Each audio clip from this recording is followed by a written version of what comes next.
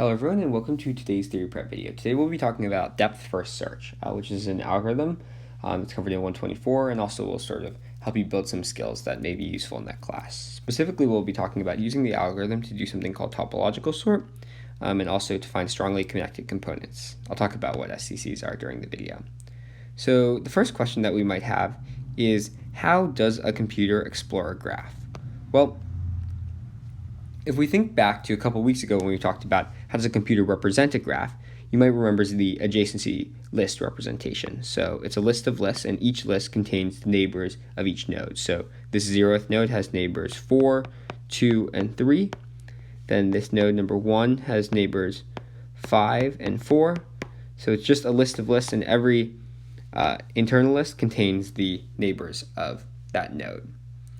And so this sort of implies that when a computer is looking at a graph, it's a little bit different from us. We can see sort of like the global structure of the graph, but when a computer is at a certain point, for example, if it's at this node 0 here, really it only sees, oh, there's an edge going out to 4, there's an edge going out to 2, there's an edge going out to 3. And so the decision it's sort of making there is like, oh, which of these paths should I follow? And there's sort of two general ways that computers do this.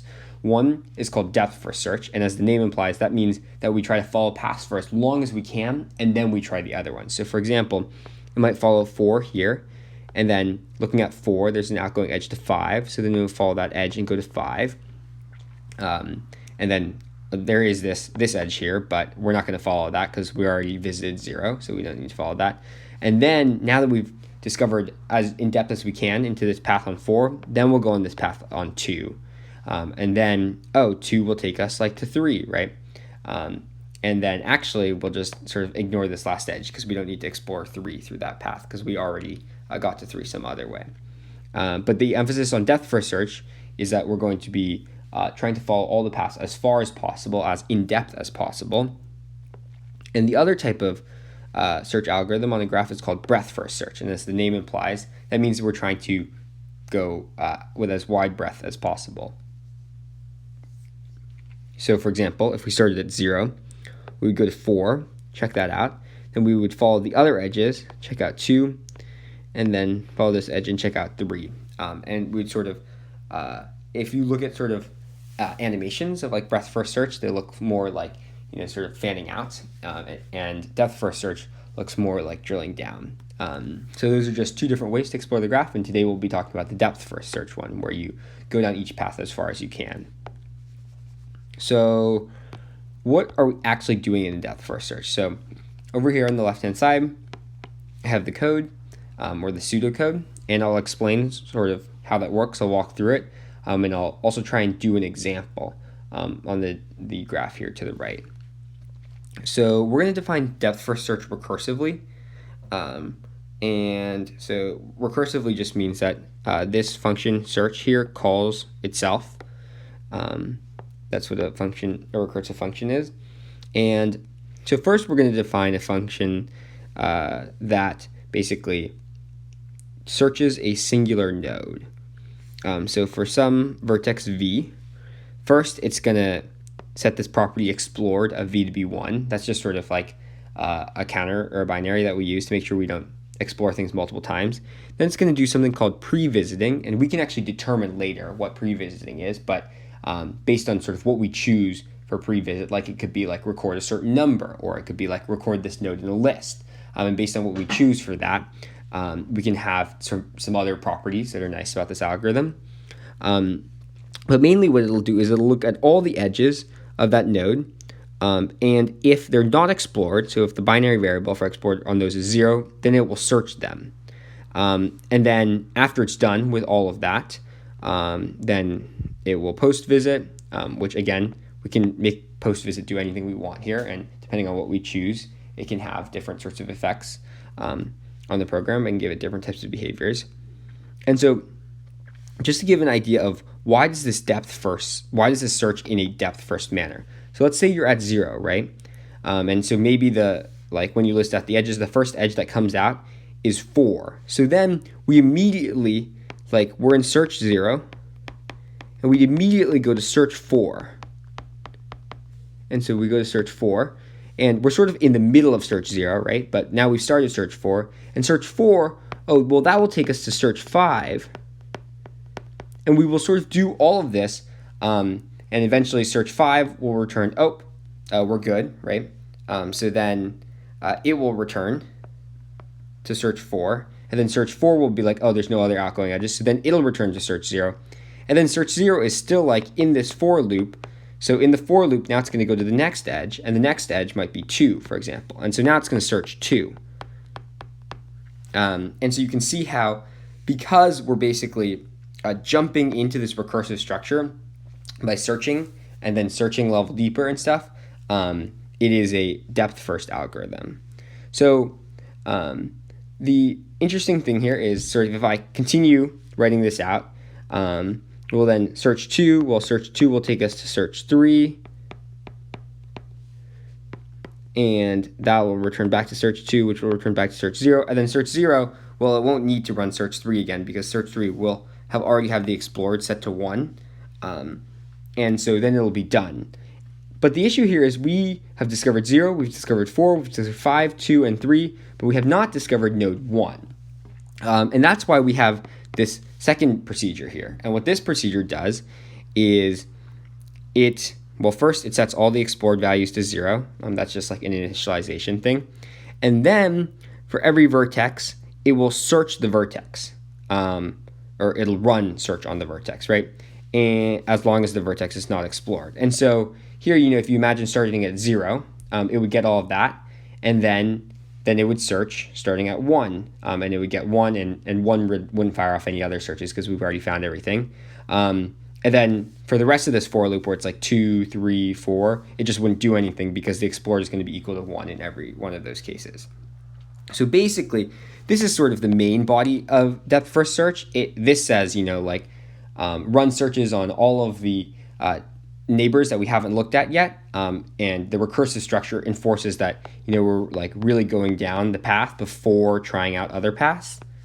And then the overall DFS procedure just says make sure that you run search on every vertex. So if there's something, for example, another thing here might be like there's a vertex 7, it's not connected to anything.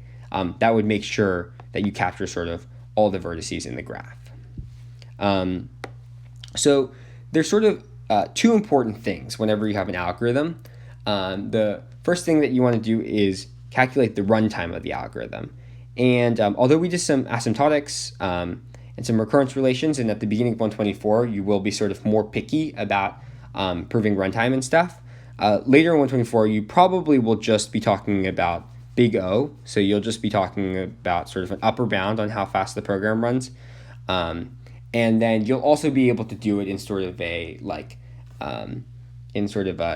inspection manner. Like you won't have to be really granular about keeping track of like how long everything's going to take. So I'll give an example of sort of how you would analyze the runtime of the algorithm. So here, this is clearly like O of the number of vertices time, because it's just setting all these variables to 0. And then I claim that when we run this, we're going to search every vertex exactly once. And we see that's true because this will only search vertexes if they haven't been explored. And if we search a vertex, it sets the explore value to 1. So this will search every vertex like at most once, right? And then the only other time we call search is here, but we also check that explored is equal to 0 there. And that means that every vertex can only be searched once, because if it gets searched, well, the explore value hits 1, and the only places where we call search, or where we might initialize a search on a vertex, we check to make sure that it's 0 beforehand. So we're basically running search the number like once for every single vertex. And how long does it take to run search? Well, this stuff, if we assume sort of the pre-visit and the post-visit are O of 1, which is to say constant time, then this stuff and that line, this basically all takes like O of 1 time. So that would imply that it takes O of V time, but that's not quite correct because we have a little bit of other stuff to account for. In particular, we have to account for this for loop. So this for loop iterates over all the edges in that vertex. But we know that we're going to be running this exactly once for every vertex. So we'll basically be going through this like if statement on the for line once for every edge in the graph, right? Because we're going to be running the search function once for every vertex, and every vertex will have this for loop go over every outgoing edge for that vertex. So that means that we'll go over every edge exactly once. So the rest of this function maybe takes O of v, and then this internal for loop takes O of the number of edges, which means that overall the runtime of this is big O of the number of vertices plus the number of edges. And an argument like that, sort of accounting the runtime of an algorithm, I think would be perfectly sufficient in most cases, certainly in this class. Great. So let's do an example depth first search just to make it a little bit concrete. I feel like whenever you learn a new algorithm in 124, or in any class, it's great to just do a simple example so you can make sure you really understand what you're doing. So first, we'll say we're starting with 0, right? Because we're just running through vertices in order. And so then it's going to go to 4. And then 4 only has one outgoing neighbor, which is 5, so it'll go to 5. Then we won't go to 0 again because we've already visited that, right? So then going back here will basically be in this for loop. So now we're going to search the next neighbor of 0, which is 2. So then we're going to get 2. And then we're going to take that edge and go to 3. And then now there's nothing else to search for 3, so we'll go back to 0. But we're not going to take this edge because we already visited 3. Similarly, we wouldn't take this edge from 2 to 4, right? Because we already visited 4. And then that's going to be it for the search on 0, but then we'll initialize a search on 1. And something interesting here is that you'll see this sort of like naturally kind of defines a tree, or I mean, technically it's a forest. But what I mean by that is every time our search discovers like a new vertex, we can make an edge between the vertex that it came from and the vertex that it went to, right? So we would start with a vertex 0, and then that went to vertex 4, and that went to vertex 5, and then 0 also discovered vertex 2, and also discovered vertex 3. And so this is a tree. And then technically we have this other standalone vertex 1, which is why it's like a forest, right? Because it's made up of multiple trees. But we can sort of create a diagram based on, like which nodes discovered any other nodes. And so that actually leads to sort of like an interesting way to classify the edges in the original graph, right? Because some of the edges in the original graph were what we call tree edges, which is to say they're edges that we followed to construct the tree. And some edges are just not in the tree, right? And we can classify those into 3 types, which is what I've written here. So first, there are forward edges. These go from a vertex to a descendant in the DFS tree. So for example, this edge going from 0 to 3 is a forward edge because, well, 3 is the descendant of 0 in the DFS tree. Then there are back edges. So back edges go from a vertex to an ancestor in the DFS tree. So for example, this edge, which goes from 5, which is the descendant of 0, is a back edge, because you can think about it as like, it's going back up the tree, right? Whereas a forward edge sort of goes in line with the tree. It goes sort of forward on the tree. Then lastly are cross edges. So these are edges between vertices with no ancestral relation. So for example, 2 to 4 would be an example of a cross edge because there is no relationship between these two things. Neither is the descendant of either. So that's just a little bit of vocabulary to think about, and because we're going to sort of be using that in the next section that comes up. So we talked about pre-visit and post-visit a little bit, but I think it's good to give some actual meaning to it. Like, what exactly are we going to be doing in pre-visit and post-visit, right? Because we said we could sort of do anything. But for topological sort, we're going to give it a very specific behavior. So in particular, what we're going to do is we can think of pre-visit and post-visiting as kind of like measures of time. And so in this case, what we would do is, like whenever we call pre-visit or post-visit, like maybe we have like some variable, which is like timer, and it starts at 0. Whenever we call one of these, we'd assign timer to it, and then we would increase timer by 1. And so we sort of have like this history of like pre-visits and post-visits that we've called on various nodes. And to make this concrete, I'm going to introduce the idea of a stack, and then I'll also do a demonstration on this graph here, so it's a little bit clearer what we're doing. So the idea of a stack is as follows. I think it's really helpful to just think of it as a stack of plates. So you put some item in, maybe A, and you put some item in B, some item in C. And if you ever heard the acronym LIFO, last in, first out, that's exactly what a stack is. Like if you have a stack of plates, you can't take the bottom one. You have to take the top one, right? The one that was just put in. So if you remove something from the stack, first C will go, and then B will go, and then A will go.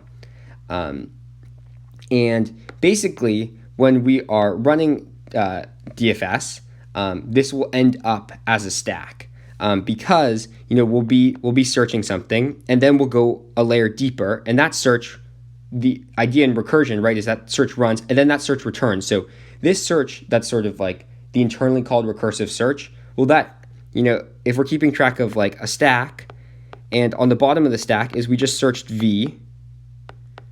Well, then that'll call search W, but search W will finish before search V exactly because search W was called by search V, right? So this recursive structure of the program creates sort of an inherent stack, and based on like where the pre-visit and the post-visit stuff is, right? So first, like what will happen is there'll be some pre-visit to V, and then we'll run search W, so there'll be a pre-visit to W.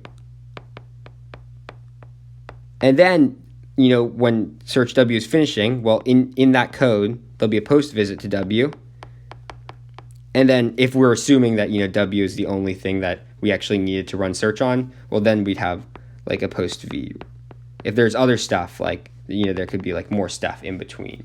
But the core idea here is that you can maintain a stack of calls to search such that because of the recursive nature of the program, you're sort of successively searching farther and farther nodes into the tree, and then you have a LIFO sort of format there where the last search that you called is going to be the first one to evaluate. So that's why the searches create a stack. So let's give a little bit more context to our pre-order and post-order as a measure of time. And the way we'll do that is just by doing an example here. So first, we'll say, again, we start at 0. So we'll have a pre-visit on 0. Then we'll go to 4, and there'll be a pre-visit on 4. Then that'll take us to 5, and there'll be a pre-visit on 5, right? And 5 can't go anywhere, so there'll be a post-visit on 5. And then the search on 5 will return. 4 will have nowhere else to go, so there'll be a post order on 4. And then afterwards, now we'll go to 2, so there'll be a pre-order on 2.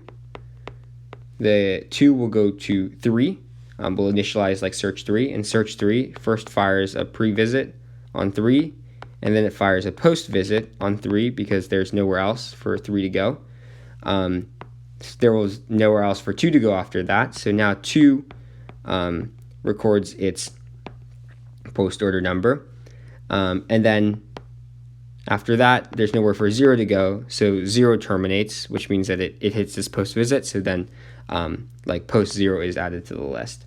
And then afterwards, well, then there's a search on 1, so that'll cause both a pre-visit and a post-visit on 1, and nothing really happens in the meantime because we don't actually use any of these two edges because 5 and 4 have already been searched. So you can think of like, pre-visit 0, we'll assign that a value of 0. Pre-visit 4, we'll assign that a value of 1. Pre-visit 5, we'll assign that a value of 2. Post-visit 5, we'll assign a value of 3, right? Just as if there were like sort of like a ticking clock, and every time, we did a pre or a post-visit, we gave that a number. So that's just what I meant when I was sort of explaining how to look at pre and post order as a measure of time. Great. And this may seem all really abstract to you, but actually all of these things that we're doing are going to help us in proving, as you guys read about a couple of weeks ago, that a DFS can give us a topological sort of a graph. So we have a couple of claims to prove before we can really prove the topological sort result. So the first claim that we're going to prove is if there's some edge and the post order of the originator of the edge is less than the post order of the destination of the edge, that's true if and only if it's a back edge. So remember, with any bidirectional statement, we have to prove both directions. So first, we're going to prove the forwards direction. So I think it's helpful to have a graphical representation. So if we say post order of u is less than post order of v, then if we draw sort of the post orders and the pre-orders and we write them out in a list, just like we did above, that means that post order happens, and then maybe some other stuff happens in time, and then post order of v happens afterwards. Okay, so I claim that the pre-order of v must be less than the pre-order of u. In other words, I claim, if we are writing out our chain, then pre-order of v comes first, and then pre-order of u. And why must this be true? Well, suppose, towards a contradiction, that the pre-order of v is greater than the pre-order of u. In particular, that means like in time, right? Well, we must hit u first. And when we hit u first, since we haven't hit v yet, well, the edge uv exists, right? So there's going to be some node u, and this edge exists from u to v, which means that we then will follow the edge from u to v at some point in this internal for loop, and we will search v. So that means that the timeline will look something like pre of u, then pre of v, and then whatever happens in the middle, and then we'll have post v, because we'll finish the search at v, and we'll go back to u, and maybe some other stuff happens, and then we'll have post u. So in particular, this implies that the post order of u is greater than the post order of v, which contradicts this statement, so it can't be true. So we know that the pre-order of v must be less than the pre-order of u. Great. So that means if we write out the timeline, right, we know that we must have pre-order v, and then maybe after some other period of time, pre-order of u. And then we know that after that, we know that the post order of v has to come after the pre-order of v, right? That's how the code is literally defined. Post-visit comes after pre-visit. And we also know from the problem statement that post-order of u is less than post-order of v, right? So really the only thing we can decide here is, we know pre-order v comes before pre-order of u, so this order is enforced, and so is this order. So the only thing that we could possibly have is that the post orders come before the pre-orders, but we know that's not possible because, as we just said, by the definition of the function, the post orders come after the pre-orders. So therefore, the order must be pre-order of v, pre-order of u, post order of u, and then post order of v. And how do we know that this means that uv is a back edge? Well, because these pre and post orders are nested, that means that, remember, pre and post determine essentially the time that a given element is on our tree stack, right? Because if we think again of our stack of searches, right, where our stack starts with some search for vertex v, and then search for our vertex w, and keeps going, right? Pre-visit happens right as soon as we start that search, and then post-visit happens right before we end that search. So what the fact that the pre and post order numbers of u are completely enclosed by the pre and post order numbers of v means exactly that there is some point at which our stack is like search v, and then maybe some other stuff, and then search u. And I claim that this actually means that there must be a path not only between v and u, but a path of tree edges from v to u. Remember, tree edges are like the ones that we followed, right? In our example DFS, they would be like these two and these two. And why is this true? Well, if you think of how is this like stack built? Well, this stack is built because there exists some edge from v to w. In fact, a tree edge from v to w, right? Because the reason this search w is here is because there was some edge v to w, and then also w wasn't explored, so we decide to explore w, which is exactly what it means for vw to be a tree edge, right? Like the edge from v to w allowed us to explore w. And that means that the search actually forms the stack of searches actually forms a path of tree edges, and therefore there must be a path of tree edges from v to u here. So that demonstrates that the edge uv must be a back edge because it goes from a vertex to an ancestor, because it goes from u, right, to v, which is its ancestor, because there exists a bunch of tree edges, or maybe just one, to get from v to u. Great. So now we do the forwards direction. So the other direction that we want to do is the backwards direction. And luckily, the backwards direction will be a little bit easier. So the argument here is, similarly to what we just discussed about there being a stack of searches, if uv is a back edge, that means by definition there exists some path from v to u of tree edges. And if that's true, the way that these tree edges are defined, that literally means that v, right, had some edge to some other w1, which was followed, and we kept following that until we followed u. So that means that, well, at some point we reached u from v, and if you think about this as the recursive structure of the program, right, we were running search on v, and then we ran search on this next vertex all the way down to search on u. And since this is the recursive structure, that means that search of u eventually finished, and then all of these searches above it finished. But that means in particular, when search of u finishes, then we get post of u.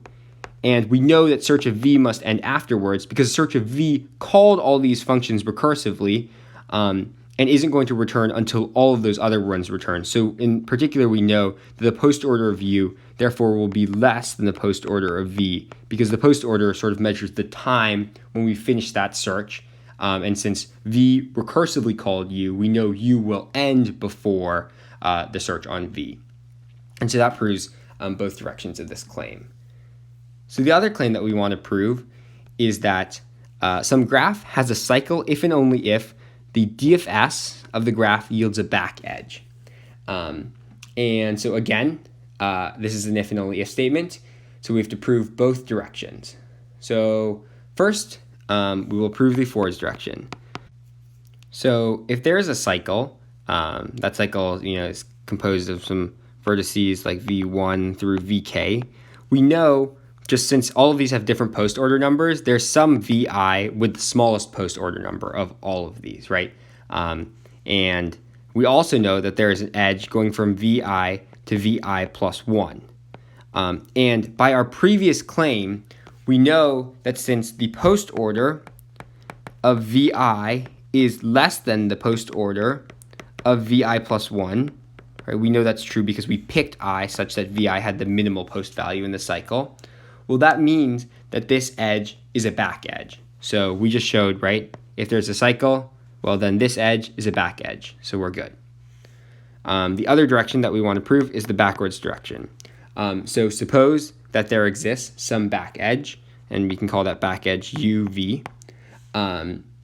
Then what does it mean for uv to be a back edge? Well, it means that there is a series of tree edges that go from v to u, So imagine concatenating those tree edges then with the edge UV. Well, that obviously gives a cycle. And so now we've proven the other claim. And these two claims will be sort of important for proving topological sort. So just to review what topological sort is, a good motivation is, you're supposed to be testing like software packages, and the software packages have dependencies. And so we're going to make a graph, and the graph will have edges between two nodes if this node is a software package that's dependent on this initial node. And so when we're testing software, we want to test, you would want to make sure that you test all the dependencies first, right? Because if we're testing this package and it breaks, well, that could be because it's broken, or it could be because this other dependency that it has is broken, right? So then if we make, like a directed graph with all of these things, basically we want an ordering of the vertices in this graph such that for every vertex, for any pair of vertices in our list, if we list out the vertices like v1 through like vk, then we want it to be true that like any edge goes from something that is earlier in the list to something that is later in the list. So going back to our programming example, that exactly means that we'll test any dependency before we test like the actual package first if we follow this list of vertices. And so again, there's some material in previous readings too, if you need a little bit of a refresher on that. Great.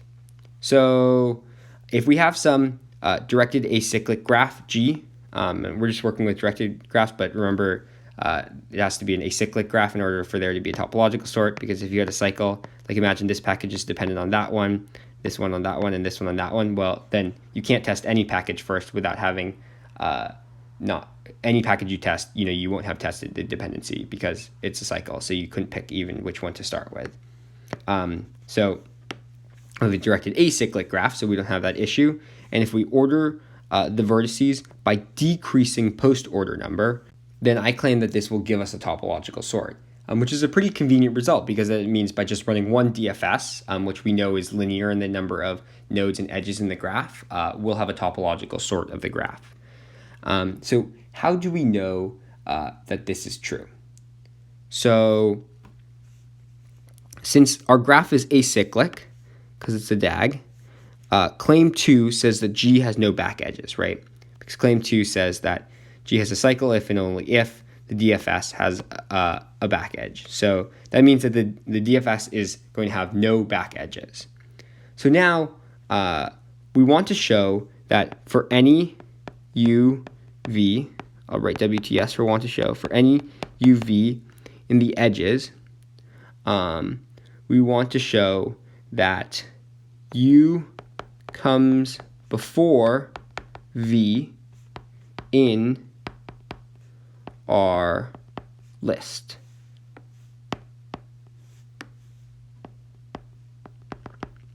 Great. So in particular, what we want to show, because we're listing by decreasing post-order number, is we want to show post-order of U is greater than post-order of V, because that means that it'll have come first in the list. But actually, we know that by claim 1, right? Because for any UV, which is an edge, we know it can't be a back edge. So then that means that claim 1 tells us since it's not a back edge, then the post order of U must actually be greater than the post order of V, right? Because if the post order of U was less than it, then it would be a back edge. So that's exactly what we want, right?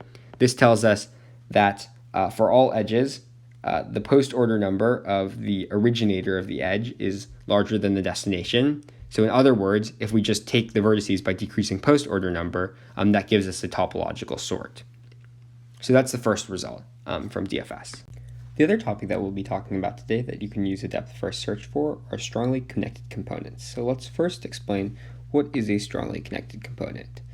A strongly connected component essentially boils down to a set of vertices where every vertex can be reached from every other vertex. So to formalize this a little bit mathematically, for vertices U and V, we say U and V are connected if there's a path from U to V and a path from V to U. And we might, if we think maybe about the hyperlink example, where every vertex is a page and there are arrows, if there is a hyperlink from one page to another, we might sort of think of, connected pages as, well, they're only like, couple links apart, basically. So they're sort of like the same page, right? They're kind of reachable from each other. They're a little bit interchangeable in that sense. Technically, this is an equivalence relation, which means it partitions the vertices, but we didn't really talk about equivalence relations in this course, so that's sort of a fancy math jargon for saying that we can use this connectedness to break up the vertices into groups where any pair in a group is connected. So for example, we might take like 3 and 6. 3 and 6 are connected together, right? And 3 and 6 are also connected to nothing else. A couple of vertices that are connected, well, 2 is connected to 5, right? And 5 is actually connected to 4, because you can go 5 to 2 to 4, or you can go to 4 to 5. But since 5 is connected to 4, that means, and 2 is connected to 5, that means that 2 is also connected to 4, right? Because like 2 could get to 5, and then 5 could get to 4, or 4 could get to 5, and 5 could get to 2. So there's still ways to get from 2 to 4, or 4 to 2, because we can sort of combine those. So this is like a second strongly connected component.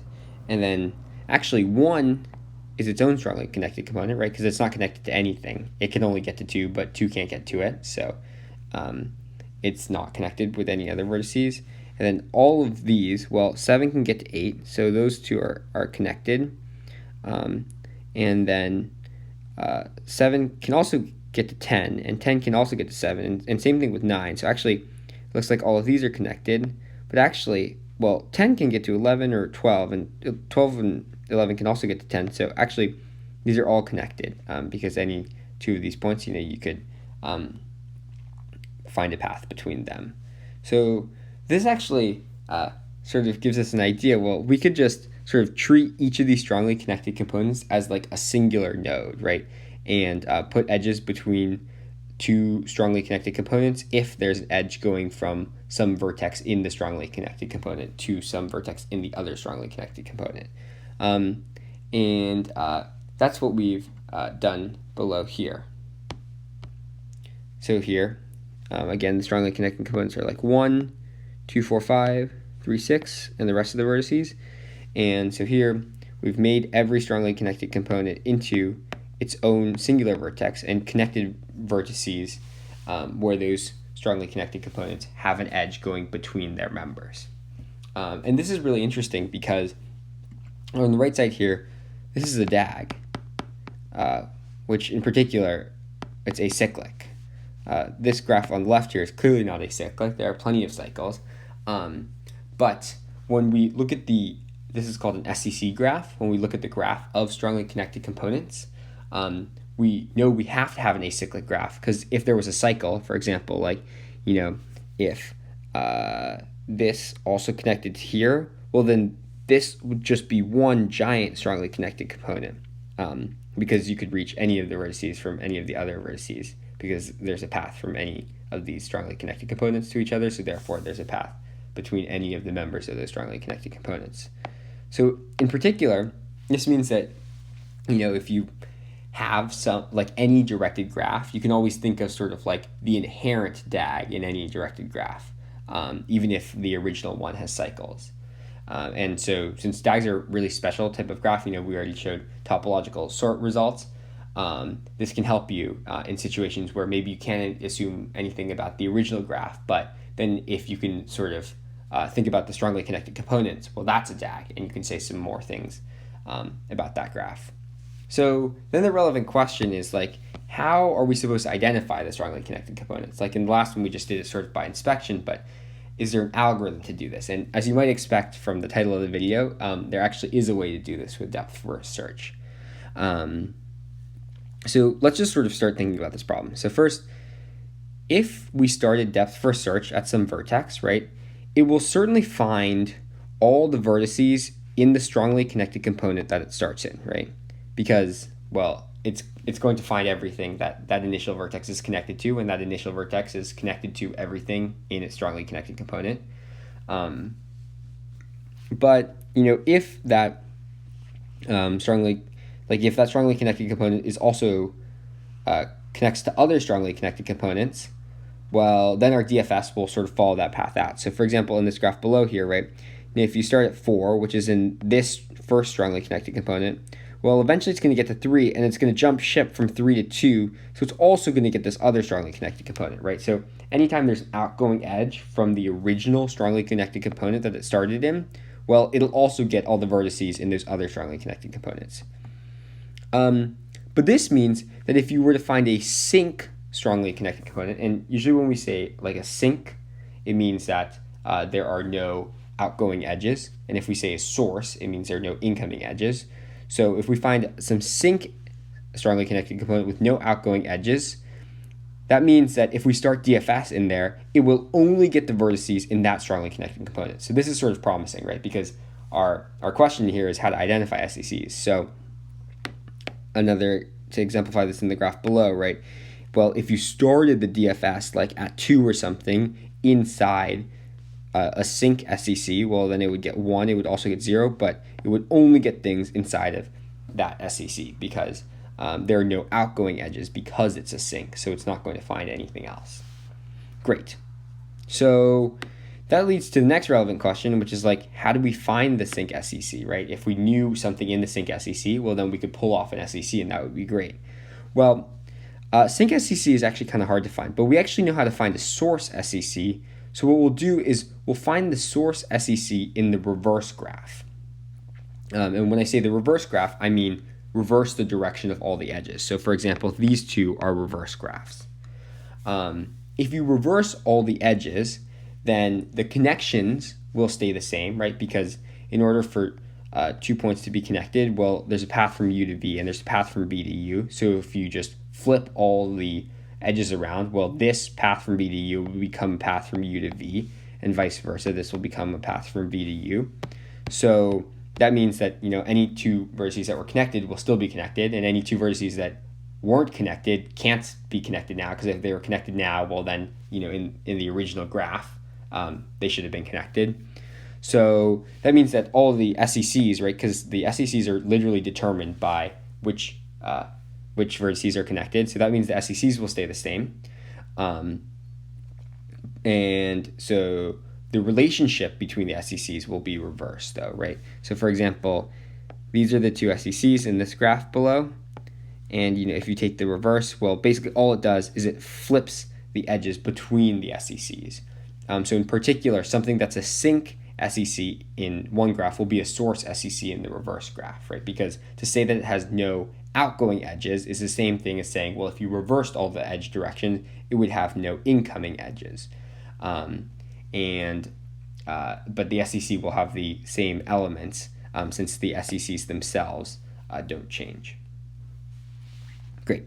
So that leads us to the next question, which is like, how do you identify a source SCC, right? Because if we can do that, well, then we can just reverse the graph. Then we can run this algorithm to find the source SCC. And then that'll give us a point in a sink SCC in the original graph. And then we can use just DFS to find an SCC and rip it off. So I claim that the vertex, if you run DFS on a graph, the vertex with the highest post-order number is in the source SCC. So why does this make sense? Well, we'll proceed by contradiction. So let V be the vertex with the highest post-order number. So we're going to suppose towards contradiction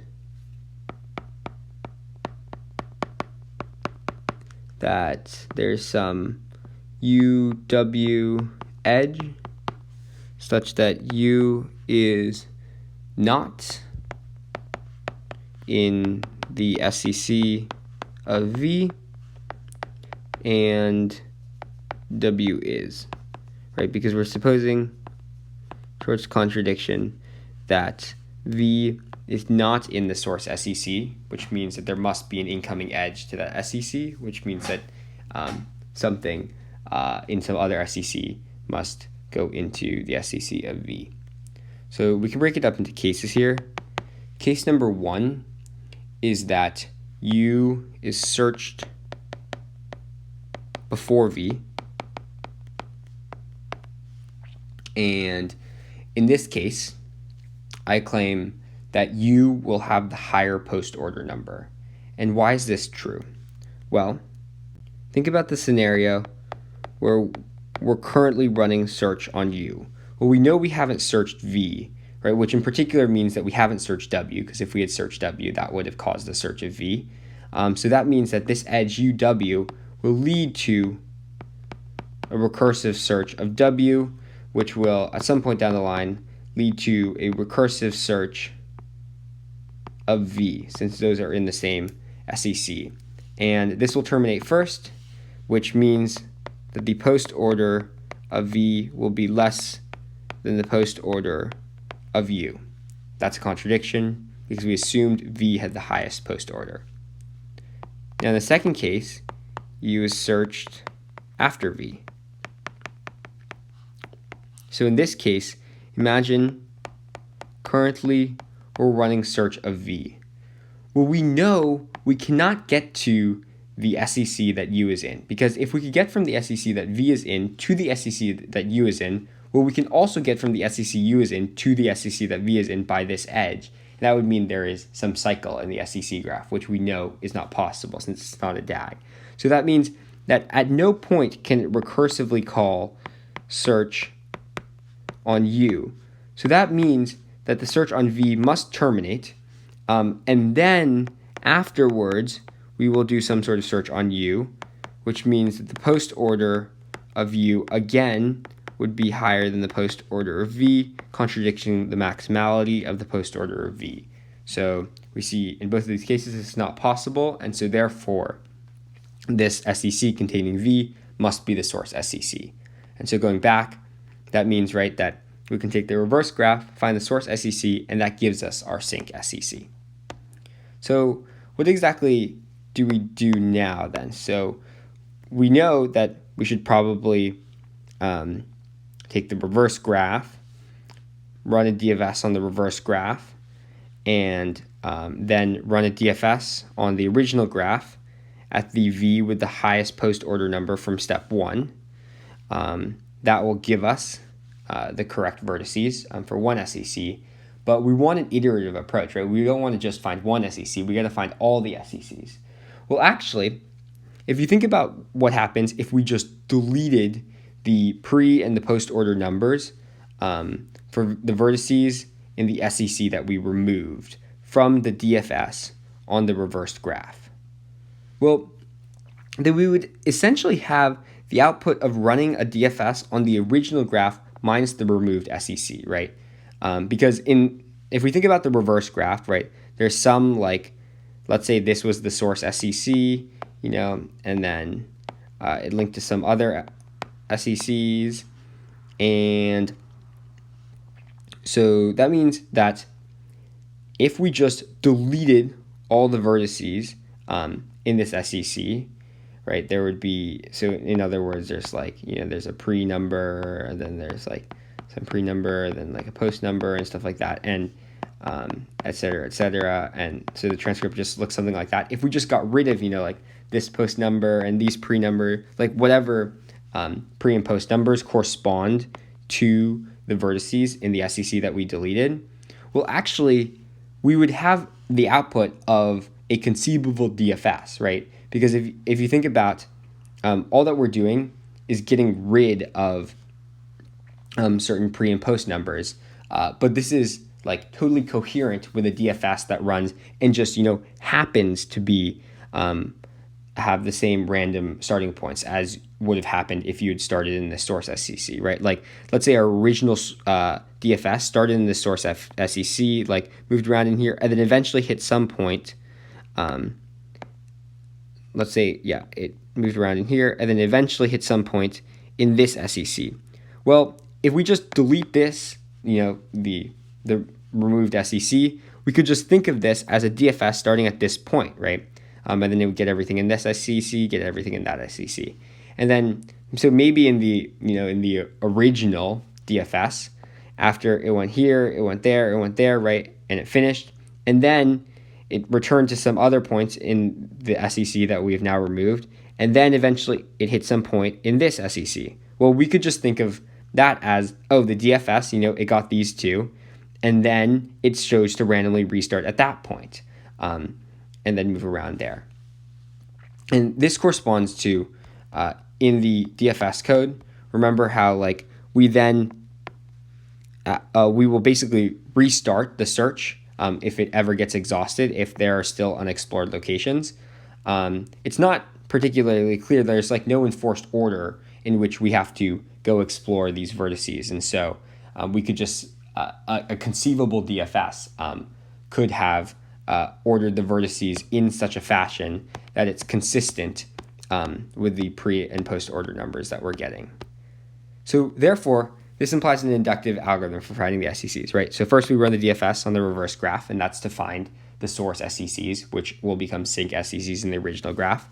Then we run DFS on G starting at V with the highest post order number, which is to say the source in the reverse graph and therefore the sync in this graph. We know that DFS running on a sync SEC will only recover the vertices in that SEC. So that gives us one of the SECs. So we then delete these vertices, and we can maybe store them in a list as an SEC, right? So we can store, every time we do 2, we'll store a list of vertices that were in the SEC that we ripped off.